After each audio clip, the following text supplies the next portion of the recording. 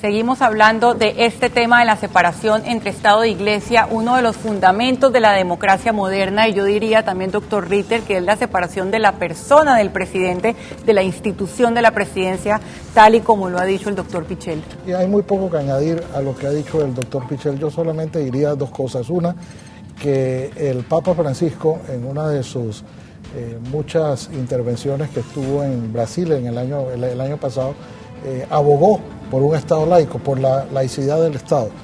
El propio Papa no es partidario de este Estado confesional de ninguna clase, ni de un lado, ni de una religión, ni de la otra. Y lo segundo, que es donde el doctor Pichel dice comienza a sobreponerse el papel del individuo al papel del presidente, es que por cuenta de la creación del cardenal, que fue el sábado, el presidente estuvo ausente una semana.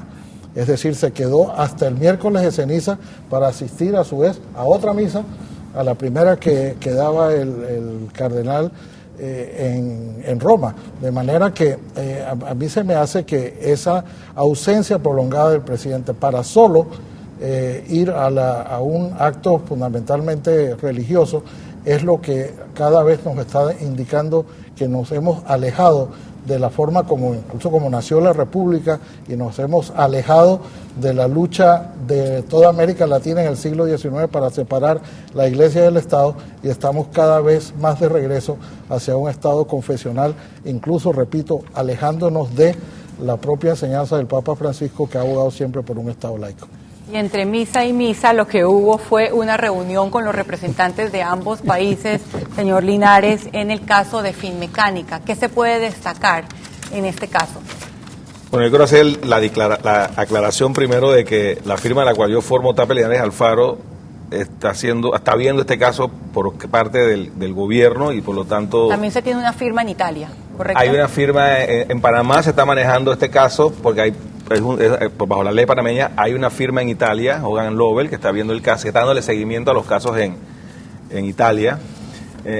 Yo creo que lo que yo les puedo plantear, y es lo que el presidente en su momento planteó en Italia, y lo que en su momento el ministro de Seguridad y con Cancillería le plantearon al grupo de ejecutivos de empresas finmecánicas cuando vinieron la primera vez, hace ya agosto, septiembre del año pasado, que tuvimos una reunión en Cancillería. Es que el gobierno fue muy claro en decirle que este es un tema muy importante para el gobierno, no solamente por las repercusiones económicas que son, porque es un contrato de 200 millones de euros, y hay problemas del producto entregado, en el caso de los radares, que es una inversión de las más grandes, de los 19 radares que eran, o 18 radares que eran, solamente hay uno funcionando, y no detectan hay los 13 que están todavía en cajeta, hay 5 además instalados, pero ninguno puede ver los barcos de narcotráfico que manejan droga, pues ellos pueden ver portaaviones y contenedores, que no es lo que buscamos. Pero además de eso, lo importante es que el gobierno le planteó muy claramente, y en eso fue el ministro de Seguridad muy enfático en decir que además de resolver el problema económico y de contractual, el gobierno también tiene como una prioridad primordial, paralela o mayor que la económica, el ir hasta el fondo del asunto en cuanto al tema de desviación de poder y actos de corrupción, sobre todo de funcionarios panameños. Que este no va a ser un tema, el mensaje básicamente que se ha dado sí es un tema legal que tenemos que ver contractualmente. Hay un tema de que los productos no funcionan, algunos, y hay que ver cómo se soluciona ese problema, pero también tenemos que aclarar el gobierno tiene una obligación hacia la opinión pública de ser transparente en este caso, y para eso tenemos que llegar hasta ese punto. Esto no puede ser simplemente llegamos a un acuerdo económico, resolvemos el problema y aquí acabó. Así que en ese sentido se fue muy enfático de que también hay un interés de que la empresa Finmecánica, los nuevos ejecutivos de Finmecánica, porque como en Finmecánica es una empresa que un porcentaje grande es del gobierno, y el gobierno nombra a los ejecutivos. Los ejecutivos de Finmecánica del gobierno que trabajaron con el gobierno de Martinelli, la gran mayoría están o votados o presos.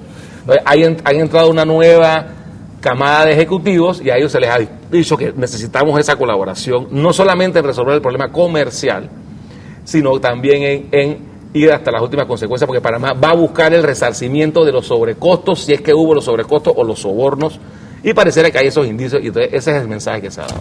Varios otros temas, perdón, Carlos Barzallo, de corrupción o de presunta corrupción hicieron noticia y seguirán haciendo noticia, además del PAN, el proceso que se le seguirá al magistrado Alejandro Moncada Luna en la Asamblea.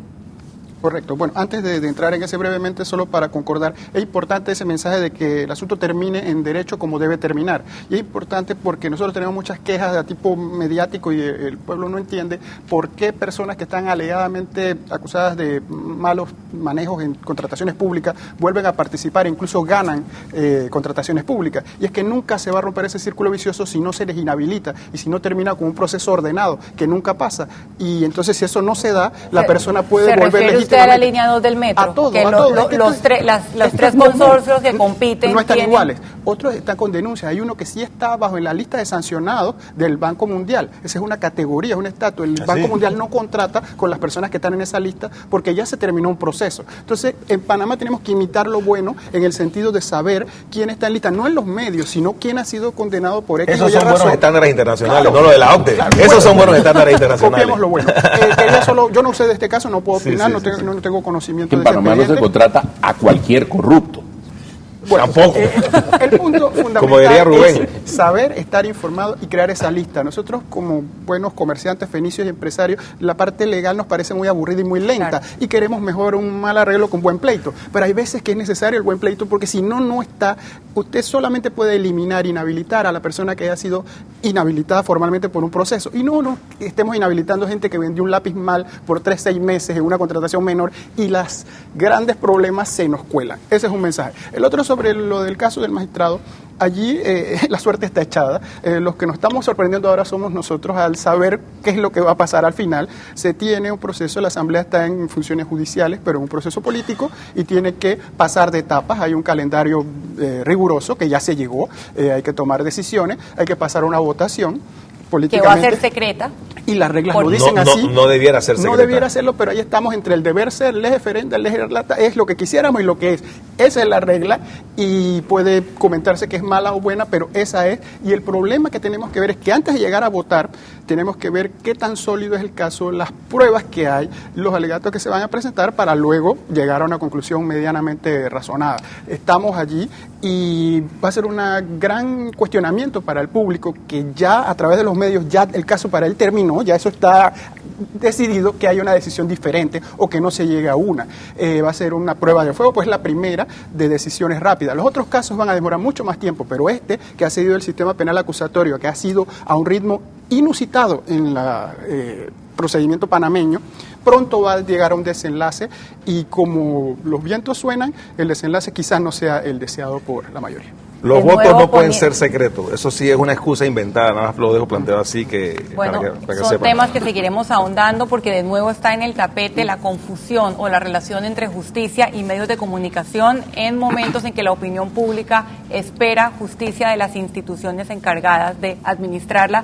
Muchísimas gracias a todos por la capacidad de comentar tantos y tan variados temas. Usted quédese aquí, venimos con las conclusiones y luego con la misa del cardenal Lacunza desde Atalaya.